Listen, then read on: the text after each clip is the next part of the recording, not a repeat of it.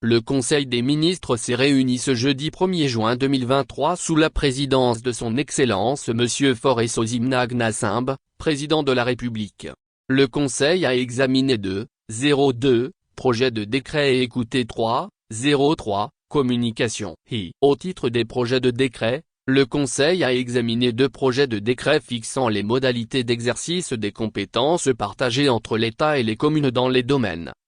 de la santé et de l'hygiène publique puis de l'éducation et de la formation professionnelle. Ces projets de décret visent à clarifier les compétences respectives de l'État et des communes dans les domaines susmentionnés. En effet, leur introduction intervient dans un contexte marqué par la volonté du gouvernement de responsabiliser progressivement les collectivités territoriales dans l'exercice de leurs compétences dévolues par les textes en vigueur, avec le souci majeur d'en faire des acteurs clés du développement. Ainsi, le décret proposé dans le domaine de la santé et de l'hygiène publique indique notamment que l'État est responsable de la politique de la santé, de la réglementation et de la surveillance des établissements de santé, tandis que les communes ont notamment pour mission de mettre en place des actions de prévention et de promotion de santé et d'hygiène ainsi que d'œuvrer plus localement à l'accès à tous aux soins primaires. S'agissant de l'éducation, l'État se charge de définir et suivre la mise en œuvre de la politique nationale d'éducation et apporte un appui technique à l'élaboration et à l'exécution des projets d'établissements scolaires,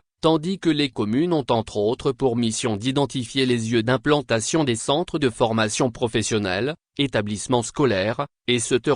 L'adoption des 2 textes permettra une plus grande application des communes aux côtés de l'État en matière de santé, d'hygiène publique, d'éducation et de formation professionnelle. Par ailleurs, ces décrets qui seront mis en œuvre de manière progressive, en tenant compte des capacités des collectivités territoriales, amélioreront également la complémentarité entre l'État et les acteurs locaux pour le bien-être des populations. Au titre des communications, le Conseil a écouté une première communication relative à la nécessité d'une loi sur la transformation digitale présentée par le ministre de l'économie numérique et de la transformation digitale. Le numérique est un vecteur important de croissance et de développement pour notre pays et est susceptible de contribuer à l'émergence d'une société libre et protectrice des droits des citoyens, notamment en favorisant l'accès de tous aux opportunités. La présente communication a pour objet de rendre compte des actions qui pourraient être mises en œuvre pour accélérer la réalisation des ambitions de modernisation de l'administration au travers d'une digitalisation accrue. Le Conseil a instruit pour que les modalités pratiques et techniques des actions prévues soient analysées dans une optique d'une plus grande synergie, d'une cohérence d'ensemble, mais aussi d'une plus grande efficience des projets et programmes dans le domaine de la digitalisation. Le Conseil a ensuite écouté une communication relative à la demande d'accompagnement pour l'insertion professionnelle des personnes vivant avec un handicap présentée par le ministre de l'Action sociale,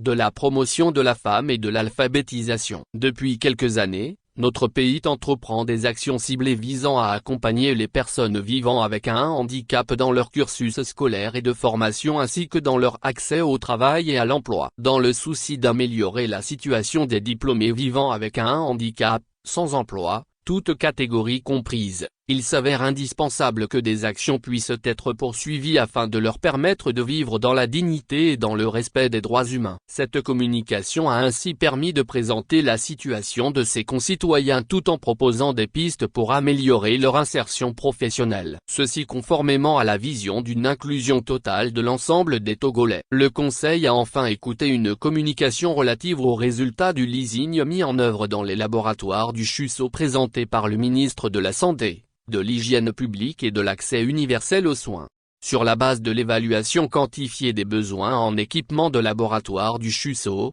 notre pays a fait recours au leasing reposant sur un contrat par lequel un fournisseur met à disposition des équipements, dont il assure le fonctionnement et la maintenance, tout frais payés par lui. Les avantages tirés par le CHUSO de cette approche depuis sa mise en œuvre en 2020 sont notamment l'élargissement de la gamme des prestations, soit 134 types d'analyses aujourd'hui contre 44 au départ, ainsi que la satisfaction des patients à 79% en décembre 2022 contre 56% en décembre 2019.